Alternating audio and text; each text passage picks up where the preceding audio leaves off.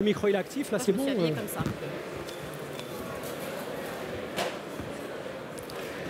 Bonjour à tous. Bonjour à tous. Je vous laisse peut-être vous asseoir. Il faut qu'ils mettent les casques parce que là ils n'entendent Voilà. pas. Hein. Est-ce que tout le monde a... Voilà, il y a quelques personnes qui arrivent démarrer. encore. Mesdames et messieurs, Vous nous entendez? Mais apparemment oui.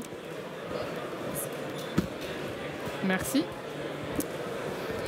merci. Je vais me mettre là pour l'instant. C'est Bon. lourd, hein? Ouais. Je te confirme, on entend. Bonjour à tous, je suis Houssine Touillard et j'ai le plaisir d'animer cette conférence auquel vous êtes venus nombreux et je vous en remercie. Conférence qui porte sur les solutions Lafarge pour accompagner la transition bas carbone. Comme on est limité dans le temps, je vais me retourner tout de suite vers Béatrice pour entrer dans le vif des sujets. Béatrice, la RE 2020 va amener de nouvelles exigences sur la construction en France. Est-ce que tu peux nous en dire quelques mots, s'il te plaît? Bonjour à tous. Alors, je vous remercie de nous écouter aujourd'hui. Je ne vais pas vous refaire une leçon sur la RE 2020, mais simplement, je voudrais qu'on refasse un point sur les trois principaux défis qui vont s'offrir à nous, au secteur de la construction, avec l'arrivée de la RE 2020. Cette réglementation, elle va amener trois nouveaux principaux enjeux. Le premier, ça va être bien évidemment dans la continuité de la RT 2012, un renforcement de l'exigence sur la sobriété énergétique du bâtiment, avec une réduction du besoin bioclimatique de 20 à 40% par rapport à ce qu'on avait comme exigence en RT 2012. Le deuxième point, ça va être une obligation de travailler sur le confort d'été. Et ça va impliquer de travailler notamment sur l'inertie thermique du bâtiment, en particulier dans les zones du sud de la France. Et enfin, il y a un dernier point sur lequel je voulais m'attarder un petit peu plus, parce que en tant qu'industriel, c'est vraiment là que nous avons un rôle à jouer. C'est la réduction de l'empreinte carbone du bâtiment. Alors, ce point-là, si on fait aujourd'hui le calcul de l'empreinte carbone d'un bâtiment, avec les données et la méthodologie de la RE 2020, on se rend compte que finalement, jusqu'à, dans certains cas, 40% de l'impact carbone du bâtiment est porté par des données par défaut. Ces données par défaut, elles sont très pénalisantes. Donc c'est ici un levier important d'optimisation de l'empreinte carbone du bâtiment.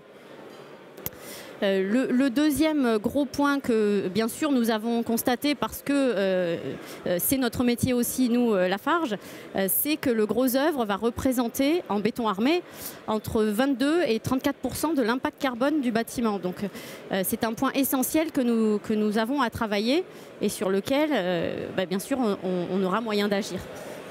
Peut-être Houssine, si tu peux passer la slide suivante. Voilà. Donc ce que je voulais en synthèse faire passer comme message aujourd'hui, c'est que on a aujourd'hui deux leviers majeurs pour respecter la RE 2020 et réduire l'empreinte carbone de la construction surtout. Ça va être pour un même produit de pouvoir plutôt sélectionner les données de fabricants, mais celles-ci n'existent pas forcément toujours. Et chez Lafarge, nous avons fait un important travail pour fournir les FDES sur l'ensemble de nos gammes de produits, et ce partout en France, puisque nous avons des produits qui sont quand même très locaux. Et le deuxième point, c'est effectivement d'aller sélectionner, choisir des produits à plus faible empreinte carbone. Il y a beaucoup d'innovations en ce moment. Chez Lafarge, on a beaucoup travaillé ces derniers temps pour proposer des solutions bas carbone, et notamment avec la gamme EcoPact, des bétons responsables. On sait aujourd'hui qu'on pourra réduire de 33% le poids carbone du gros œuvre du bâtiment. Alors Béatrice, tu as abordé un petit peu rapidement les enjeux pour Lafarge. Est-ce qu'on peut revenir dessus? Quels sont ces enjeux face à cette nouvelle réglementation? Et comment Lafarge se prépare à la RE 2020? Alors les enjeux pour Lafarge, voilà. Lafarge France, ce sont aussi les enjeux pour le groupe Holcim. Et le groupe Holcim se prépare déjà depuis plusieurs années à cette transition environnementale, en s'étant fixé une trajectoire carbone avec plusieurs paliers. Et aujourd'hui, la performance de Holcim par rapport à la moyenne du secteur est déjà bien meilleure.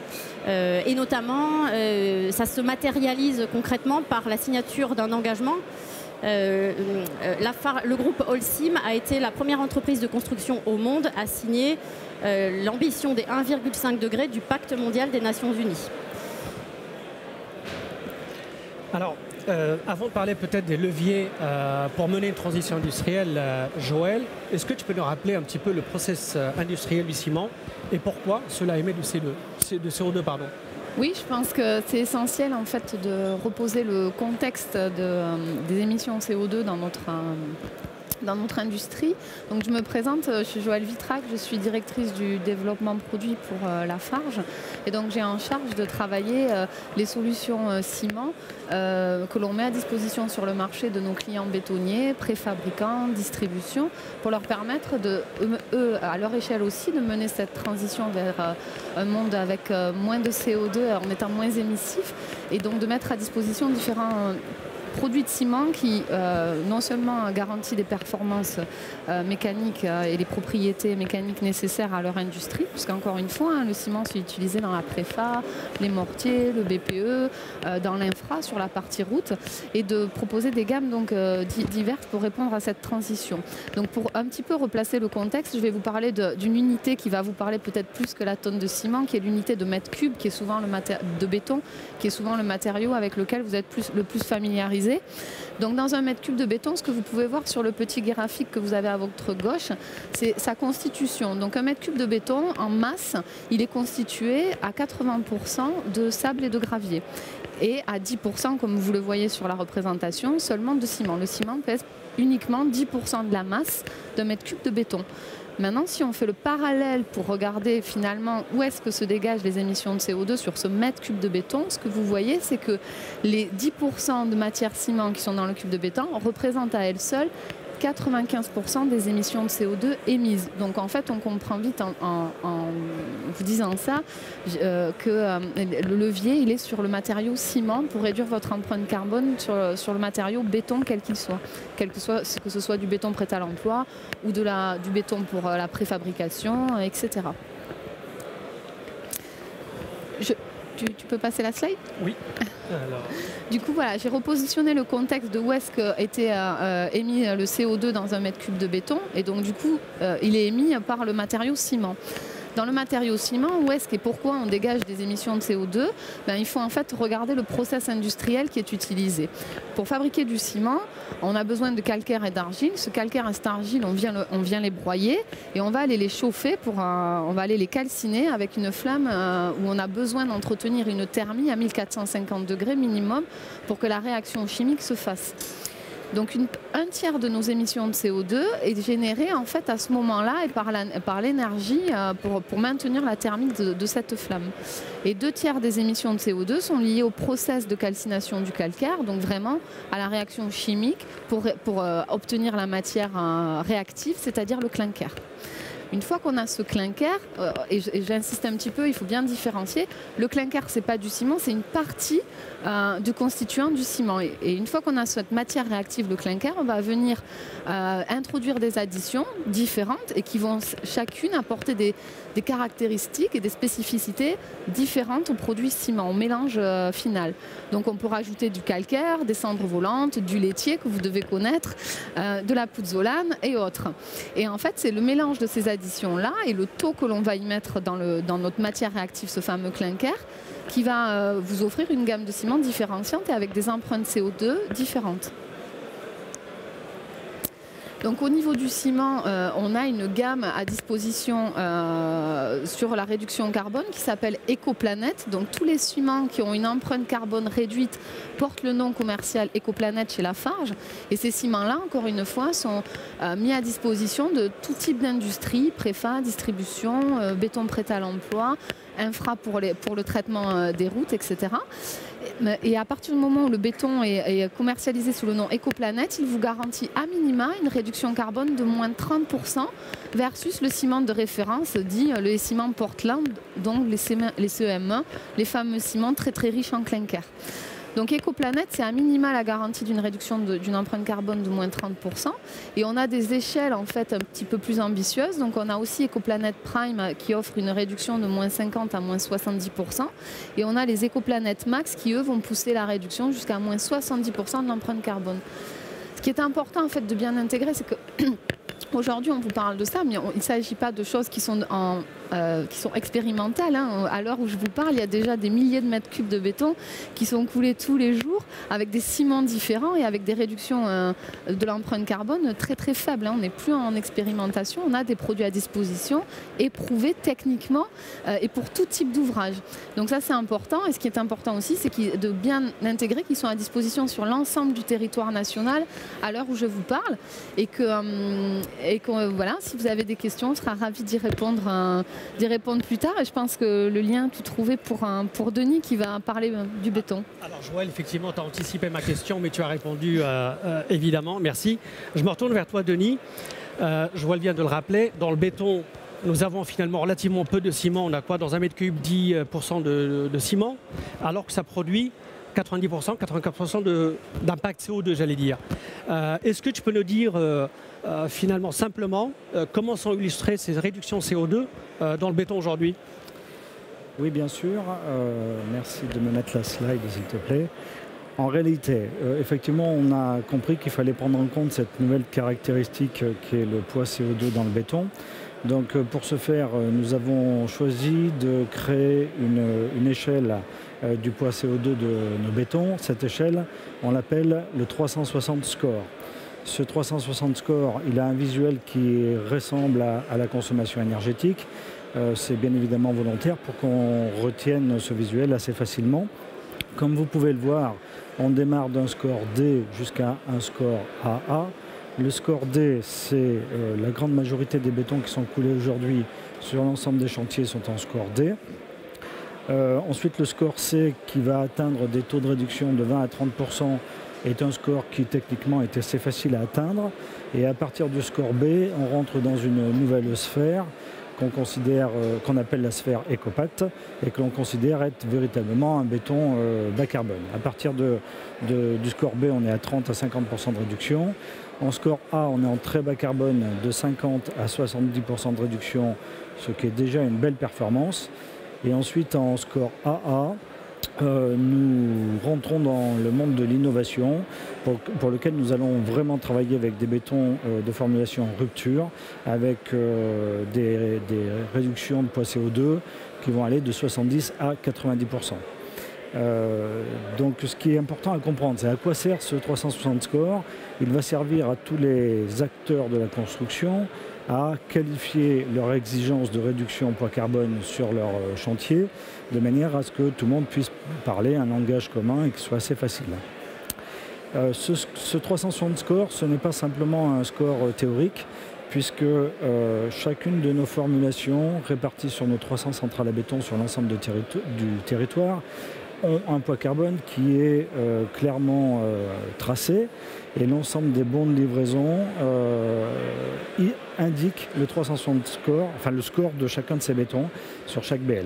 Ce qui fait qu'aujourd'hui, nos équipes sont capables, au fur et à mesure des livraisons sur les chantiers, de mesurer le poids carbone du béton réellement livré sur les chantiers et le poids carbone du gros œuvre sur ce chantier. Alors, à partir de ce scoring, très concrètement sur le chantier, ça se traduit comment, Denis? Alors à partir de ce scoring, j'ai souhaité vous monter un petit scénario.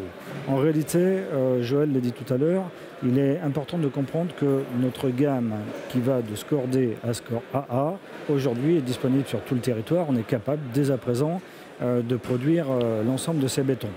Nous en avons d'ailleurs produit déjà quelques dizaines de milliers de mètres cubes depuis le début de l'année 2021. Néanmoins, ce scénario permet de comprendre qu'on est en capacité à répondre aux exigences de réduction du poids carbone de la RE 2020. Donc je suis parti de l'idée, si vous regardez chaque totem, un totem, le totem complètement gris en 2021 montre en vertical un voile béton et en horizontal un plancher. Donc on considère en 2021 qu'on est sur une base de score D.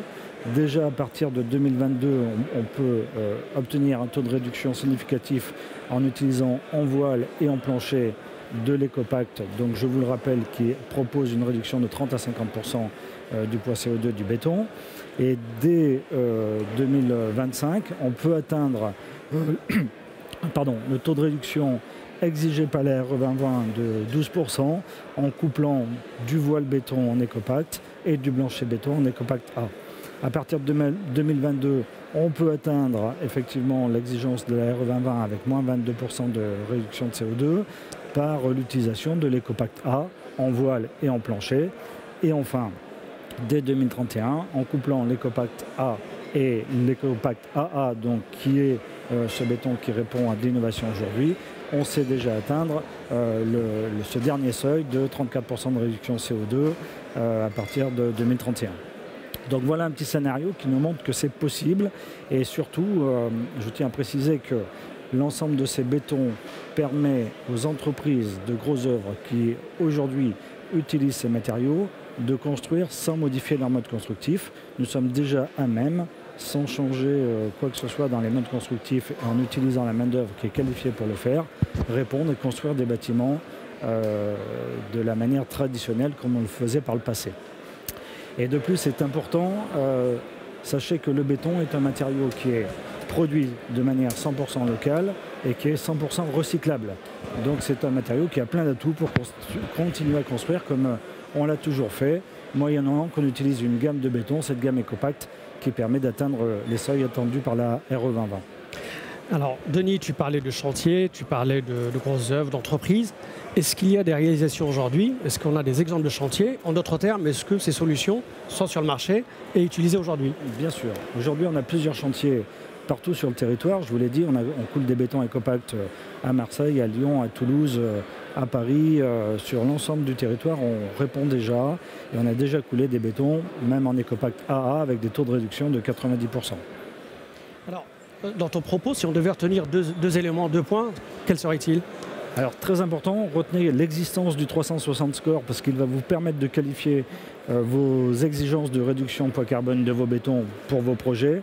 Et retenez que nous sommes effectivement capables, avec les entreprises actuelles, sans rien changer, sans changer les modes constructifs, de répondre à cette exigence de la RE 2020.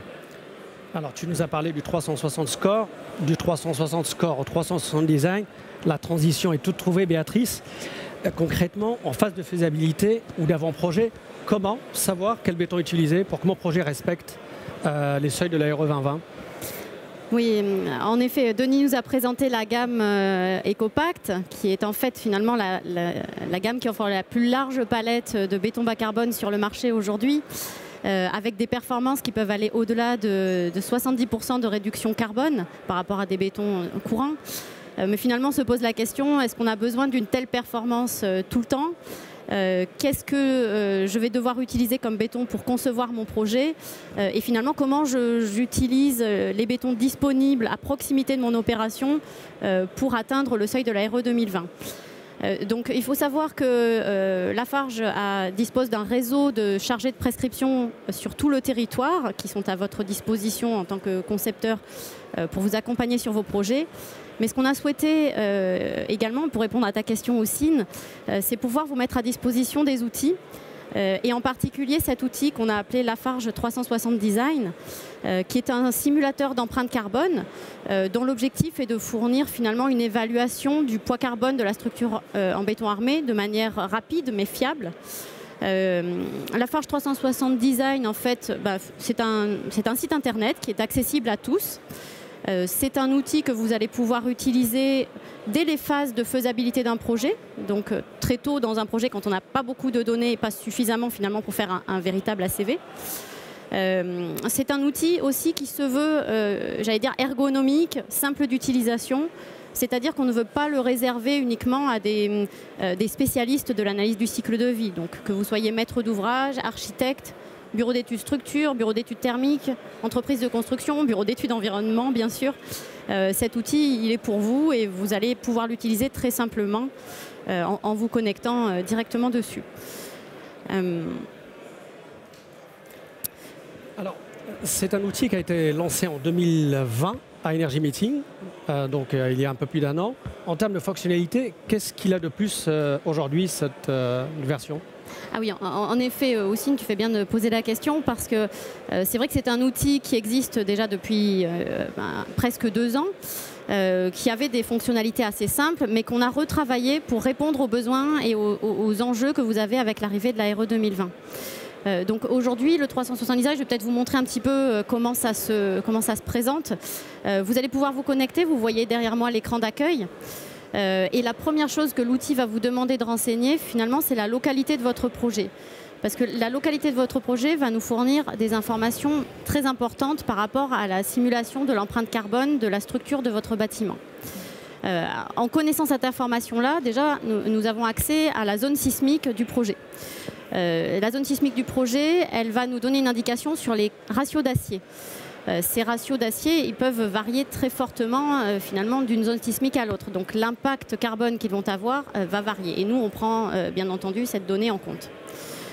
La deuxième information que nous donne la localité du projet, c'est la situation de la centrale à béton la plus proche. Parce que vous le savez peut-être, je crois qu'on l'a dit précédemment, le béton c'est un matériau local qui parcourt au maximum une trentaine de kilomètres depuis la centrale à béton, qui est composé à partir de matières premières locales, que ce soit le granulat ou le ciment. Et donc, si vous avez un béton que vous achetez à Lyon ou si vous l'achetez à Sarlat, eh ben, vous n'aurez pas du tout la même empreinte carbone, enfin, votre béton n'aura pas la même FDES pour une performance mécanique égale, par exemple. Donc, on utilise effectivement cette donnée-là, pas trop vite, Houssine, pour faire l'évaluation du poids carbone, finalement, de la structure de votre projet, donc infrastructure et superstructure. Vous allez, au-delà de renseigner la localité, vous allez renseigner les paramètres dont vous disposez en fonction de la phase du projet à laquelle vous en êtes. Si vous êtes en phase de faisabilité, vous aurez peut-être un petit peu moins de données que si vous êtes en phase avant-projet détaillé. Donc vous renseignez les données que vous avez et le simulateur se charge d'évaluer les autres paramètres puisqu'il se base sur des données, des nombreuses données que nous avons récupérées de projets réels qui lui permettent d'avoir des ratios pour calculer les données géométriques, par exemple, du projet. Donc une fois que vous avez l'empreinte carbone de votre structure, l'outil va calculer en parallèle le seuil RE 2020, puisque ce seuil est modulé par rapport à la typologie du projet. De ce seuil, on va déduire, nous, une cible que l'on va vous recommander sur le gros œuvre du bâtiment. C'est-à-dire qu'on estime que si vous êtes en dessous de cette cible-là, grosso modo, vous allez répondre à la RE 2020. Et par comparaison, finalement, l'outil va vous dire, bah là, vous êtes dans le vert, monsieur le concepteur, comme on peut le voir sur l'écran. Et donc, avec les bétons que vous avez disponibles localement, votre projet devrait passer les seuils de la RE.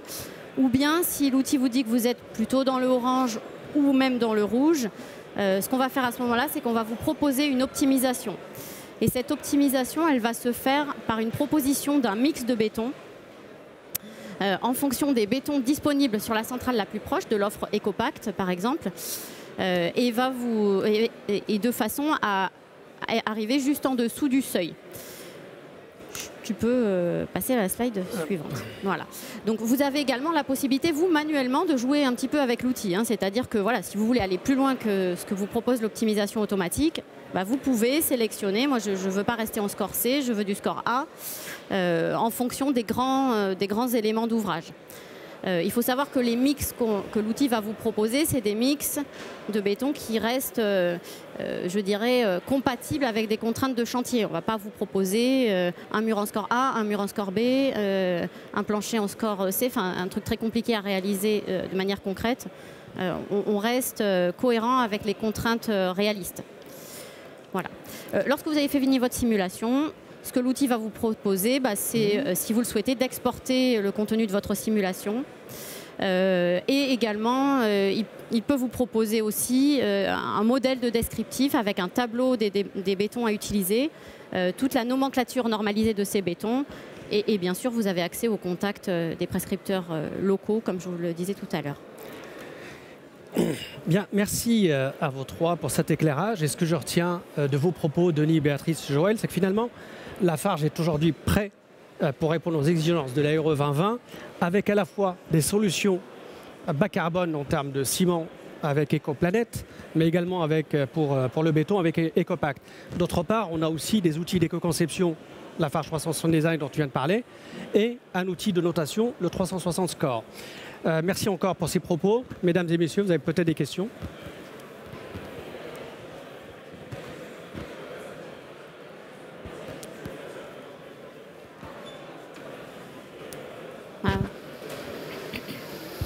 vu 2 bras se lever. Alors voilà. Bonjour. J'ai 2 questions. La première, dans le premier graphe où vous montrez les bilans carbone du ciment qui est 95%, est-ce que vous comptez le bilan carbone des additifs comme le laitier qui aussi a un bilan carbone puisqu'il vient d'autres industries? Bien entendu, sur la finalité. Alors aujourd'hui, le laitier, à l'heure où on se parle, n'a pas de charge CO2. Ça va venir, mais à l'heure où on se parle, ce n'est pas le cas, il n'y a pas une valeur attribuée définitive. Mais effectivement, dès qu'une addition est ajoutée au ciment, le poids carbone que l'on donne au ciment intègre bien entendu et le poids carbone émis par le clinker de l'usine, voilà, et le poids carbone de l'addition qui est mis en fonction du poids qui lui est attribué par les organismes officiels, bien sûr. J'ai une deuxième question, mais je l'ai oubliée. Donc je vais passer là. Peut-être il y a la personne à côté. Bonjour, merci pour votre présentation. Alors j'ai également 2 questions, je vais essayer d'être rapide. Donc je comprends qu'aujourd'hui on a les technologies disponibles pour répondre au seuil de la RE 2020 en 2031 déjà. On parle de jusqu'à moins 70% d'impact, de la réduction de 70% de l'impact carbone sur le béton. Sans trahir de secret industriel, sur quoi repose cette optimisation? Sur quel levier? Et ma deuxième question, c'est quelle faisabilité économique donc, par rapport à vos retours d'expérience aujourd'hui, mais surtout en termes de perspective, est-ce qu'on pourra maintenir des coûts équivalents ou au moins les contenir? Alors, pour ce qui est des coûts, ils sont relativement faibles. Bien évidemment que je ne vais pas répondre dans l'Assemblée comme ça serait un petit peu compliqué. Néanmoins, si vous voulez qu'on échange davantage autour de notre stand, vous pouvez effectivement venir, on en parlera ensemble.